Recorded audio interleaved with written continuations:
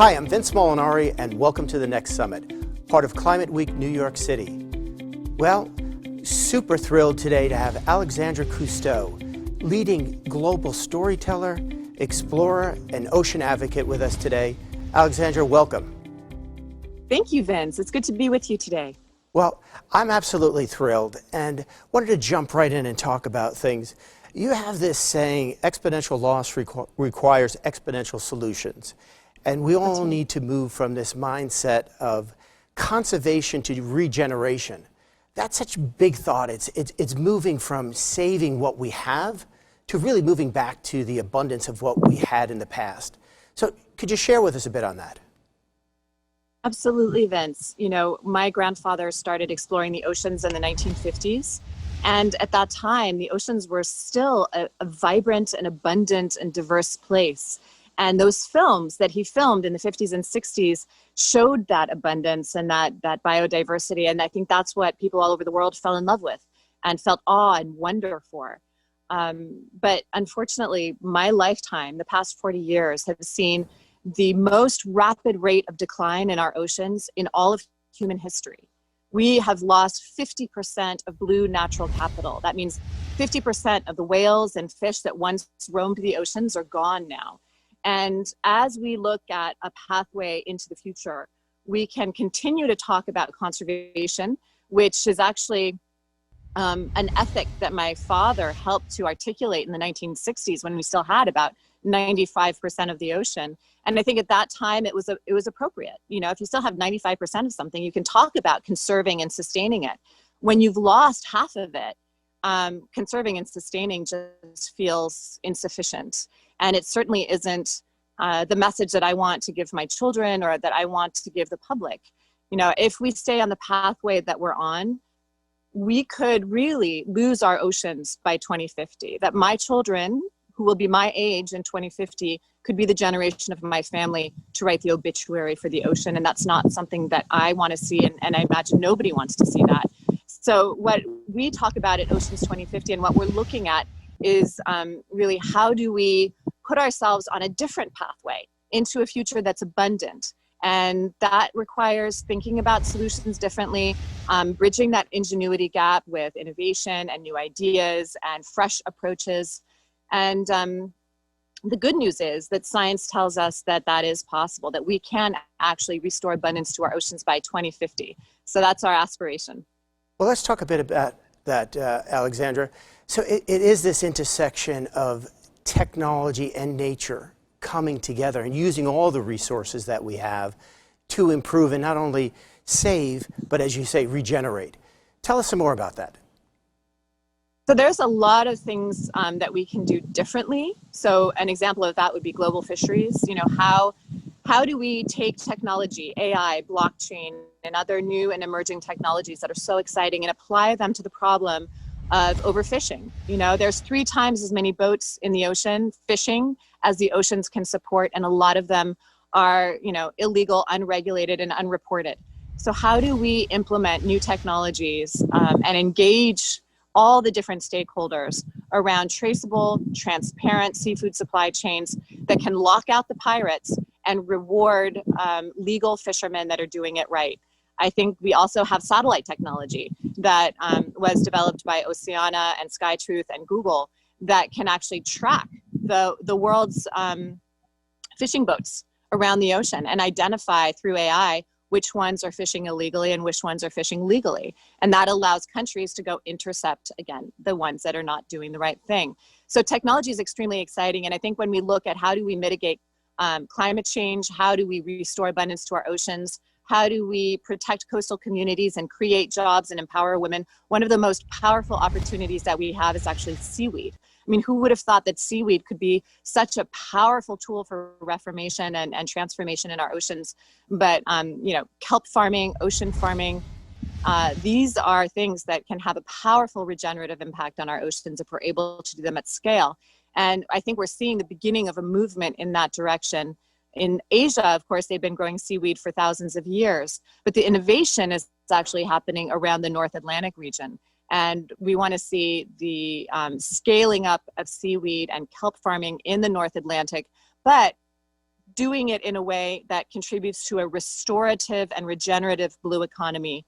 One of the things I hear a lot of ministers say is, the blue economy will be all about sustainable exploitation. And to be honest, I don't even know what that means. But it sounds like doing the same mistakes in the ocean that we've done on land. And we don't want to do that. We want a regenerative blue economy. And I think kelp and seaweed farming can be the backbone of that if we're able to scale it and do it in a way that is restorative to the oceans, but also gives us the industrial feedstocks that we're looking for. So tell us more about sea kelp, the giant sea kelp. I know as you have a strong desire to move our planet, our oceans from a world of scarcity to one of surplus, this seems to be one of your biggest solutions that you're so excited about. We often talk about forests on land, but there's actually forests in the oceans as well. And we see ocean afforestation as a great opportunity to mitigate climate change and also have a really positive impact on ocean acidification, deoxygenation, local livelihoods connected to the oceans. Ocean farming is a great alternative for fisheries that have been declining because of overfishing. This can be a livelihood for fishermen, but it can also create habitat for fish to come back and repopulate an area. The interesting thing there is that, rebuilding marine biodiversity can actually have an incredible return. The science shows us that we can regenerate our oceans, but also we've learned that it's economically feasible. There was a Nature article that came out a couple months ago that was authored by Carlos Duarte, who's our chief ocean advisor for Oceans 2050, that shows that rebuilding marine biodiversity in the oceans can have a $10 return for about every dollar spent. And what we need to do now is how do we generate investment for our oceans in a way that is restorative to our oceans and can rebuild the lost abundance that can then give us a good return on investment. These things all go together. We're not going to be able to have healthy, happy, prosperous communities on a dead planet. So as we see, that increasingly we're on the wrong path and we're, watching our diversity of plants and animals start to decline, our oceans are declining, our forests are declining, climate change is increasing it's in its intensity. How do we rebuild the resilience and the abundance in nature that can give us what we need to have a really good life and for our children to have a really good life and for us to have a strong economy in the meantime? Well, and Alexandra, I think you tied it all together there beautifully. When we look at full systematic change or systems change, you're really incorporating that education, awareness, visibility, your storytelling to actionable solutions that tie in the economics. And we're big believers that sustainability has to be driven by some level of economics, participation of private sector, so that we have this true systems change. And you tied to that, you have this saying that just resonates so deeply. You have this wonderful ability, and I think maybe it comes from all of your legacy and your storytelling and filmmaking, to bring something very deep and profound to very simple words that are so intense and thoughtful. You talk about moving consumers to be contributors. And when you just pause for a moment to think about that, you're really switching the mindset. And to me, that sounds so much more like the old adage when we talk about the more we put into a system, the more we're going to get out, and really connecting us all as one to be contributors to the planet. So I'd love if you can tell us some more of your thoughts behind that. Now, I was just saying, calling people consumers is really a mindset that belongs to the last generation. I'm not a walking, talking stack of dollar bills that can consume things. I want to be a contributor to a better world for myself and my children. And I want the things that I purchase to contribute to that better world. I want companies to see me as a contributor to their efforts to build a better world. And I don't just want marketing gimmicks and greenwashing. We can see right through that today. I want companies that are going to really think about their contribution, their impact. I want them to stop externalizing the environmental impacts of what they do. and show me that they are creating a net positive for the future. And where the bottom line in everything they do is, how does this contribute to a better future? And if they can answer that question for me, I will contribute to, their company. I will buy their products. I will consume their goods and services. But if I feel like that's not important to them, then obviously our values aren't aligned, and I don't want to be treated as a consumer. And I think the younger generation is articulating that in all sorts of different ways. And I think that the companies that are able to satisfy that desire that people have to be part of the solution are going to thrive. And those that don't, over the course of time, will fall to the wayside. There was an interesting story that really helped me understand that. And it was about 4 years ago that I was in Vermont, and we were shooting a story about a third generation dairy farmer. And he had taken his whole operation organic to try to minimize his impact on the blue-green algae problem that was plaguing Lake Champlain. And so at the end of the day that he was taking me around and showing me all these changes that he'd made, I asked him, I said, so how does all of this make you feel? And he said, I feel amazing because for the first time, I'm able to align my actions and my values, and I feel that I'm leaving a better world for my children.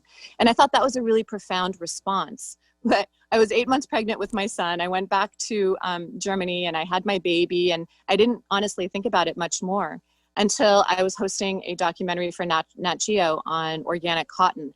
And we were in Madhya Pradesh, in a part of India that's very rural and very conservative. And there's a lot of small holding farmers that just grow cotton, but most of it is conventional.